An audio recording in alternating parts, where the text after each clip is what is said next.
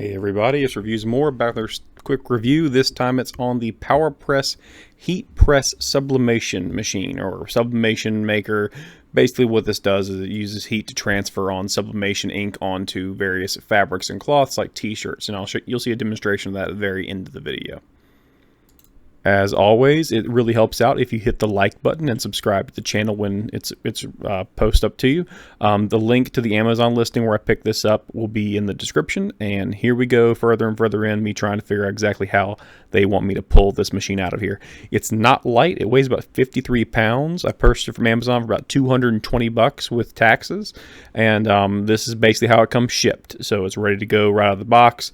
There's no real assembly of any kind. You don't have to put any parts together, which is very nice, convenient, but it is pretty hefty. So this little guy right here is about 53 pounds. So it's pretty heavy, which is good because when you think about what its job is to put steady pressure using heat, it means it's not made of junk. It's actually made of good quality parts, and we'll go over some of the very basic elements. So you see here the plastic's still on. I haven't pulled it off yet.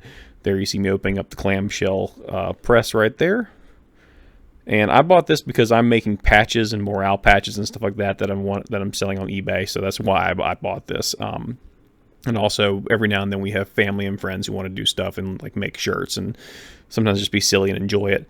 And there you see the warranty information right there tacked onto it. Right there I'm focusing on the main wire. This is the point of failure that a lot of reviews on Amazon kind of point out. So far, we've been good to go. The temperature range on this is 1 to 750 degrees. I've never gotten close to that maximum range. I usually keep it around 370 to 385. I'm working mostly with polyester, but you can also adjust the time up to 1,000 seconds almost. But again, I max out about 90 seconds.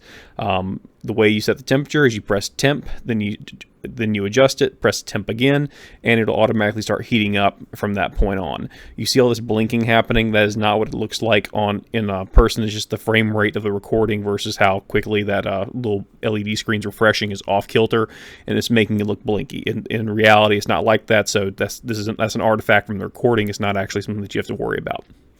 And if you look right there, a little screw and bolt at the top, that adjusts the pressure. So again, all you got to do is set the temperature, get it ready to go. If you turn off the machine with the switch on the left-hand side, it will retain the previous temperature and time settings. So if you consistently use it for the same purpose over and over and over again, you won't have to worry too much about resetting the actual temperature and time. So here you see me making a shirt real fast, show it off, so make sure you can see how it works. And in just a moment, I'll press it down after I get all the tape on there and make sure it looks nice and flat. The actual press itself comes with one sheet of Teflon paper, although that's more to protect future projects from stale ink. They get stuck on there sometimes.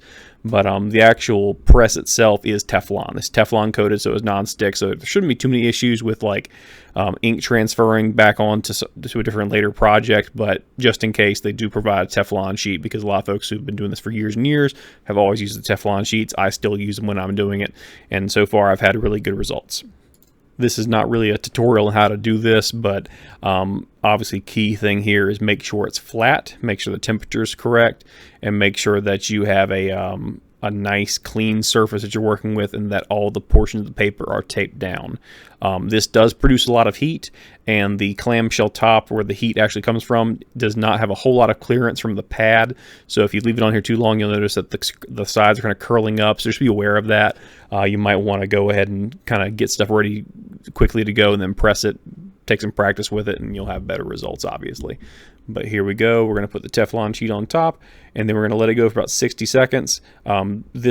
This was a good example because actually my Reviews and More logo, that's what I chose to do.